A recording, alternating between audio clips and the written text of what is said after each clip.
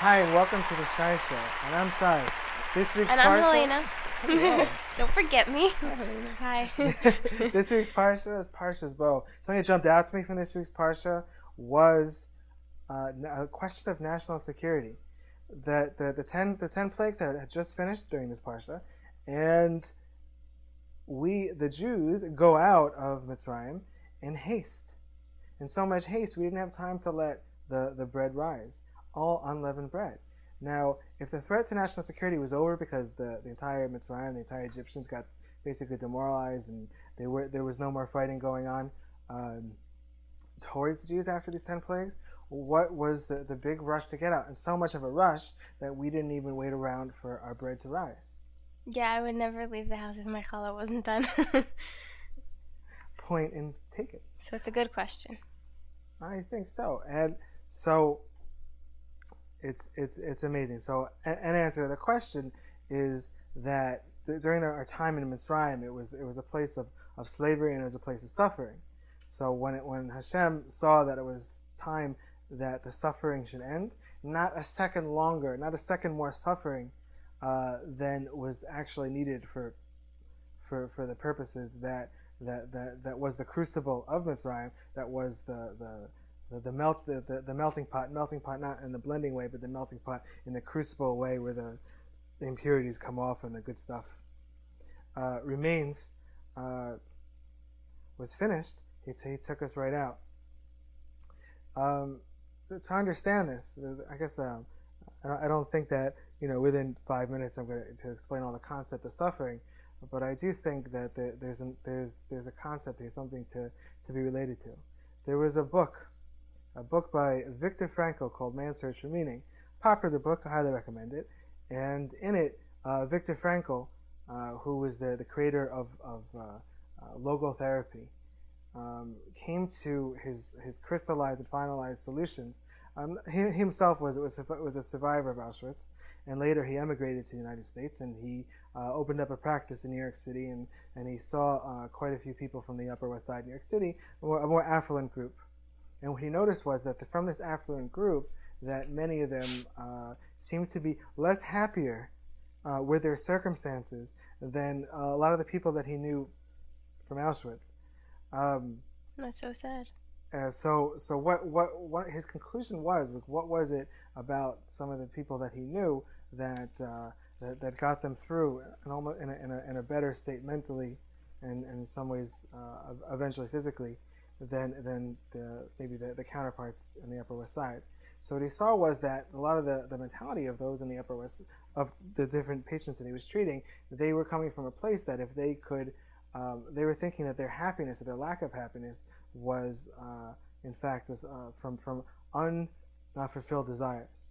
And these people who were affluent and people of means, they were fulfilling so many desires, yet they were getting sadder. And what was the difference? The difference he saw by the others who were performing much greater was they had meaning. Man's Search for Meaning. Ergo the title.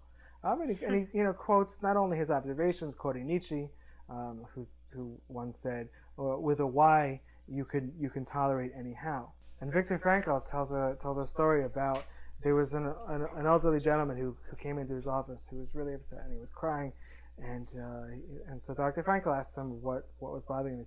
He says the last 2 years since my wife died, they've just been horrible. I've been just suffering. I just my life doesn't have meaning. And you're crying, and you couldn't get past it.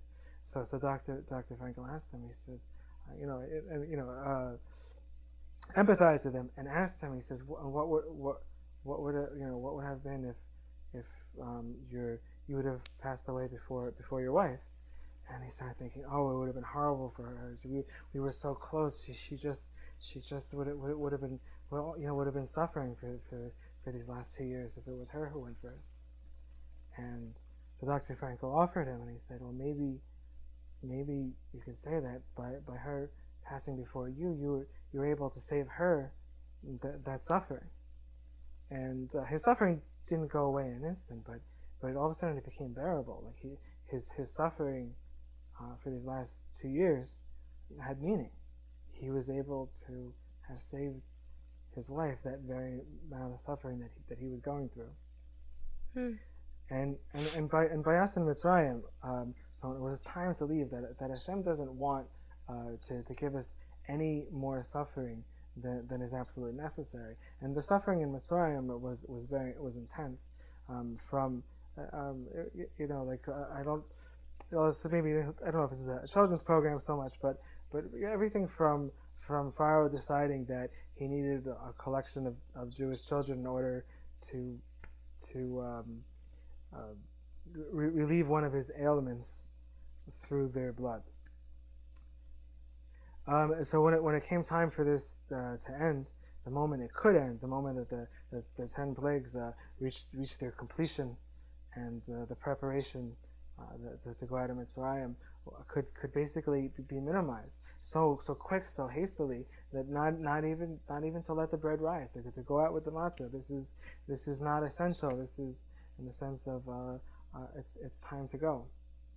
And this is I think the lesson. I don't think it's that salvation can come in the blink of an eye. When it's time to go, it can come very quickly, and that it's not a game where Hashem wants us to suffer any more than necessary, and any more that's without purpose. Even if that purpose sometimes is not clear or something we don't necessarily relate to, but there's a haftach, and there's a promise that whatever suffering as we perceive it is being offered us is an opportunity for growth and perfection, and not happenstance or random. It's all good. Ultimately, it's all good, even if we can't necessarily understand the full goodness of it. We can intellectually come to a certain level of satisfaction to know, from more in a general way, from other promises and other realities, understanding that there's a creator with purpose, that nothing occurs without purpose, and by connecting ourselves and by realizing what our purpose is, and always being sensitive to it and looking for purpose, it makes us purposeful. It allows us to establish what Viktor Frankl, who was quoting Nietzsche, say, that the why lets us tolerate any how, and having that why, and to understand that it's coming from a place of goodness. So this Shabbos, I hope you all enjoy your challah. Take the time to enjoy its goodness and enjoy that it's not matzah. and for now possibly enjoy that it's not matzah like that. If you have any questions or comments, please leave it in the space below. Thank you so much for stopping by. I know it's going to be a great Shabbos.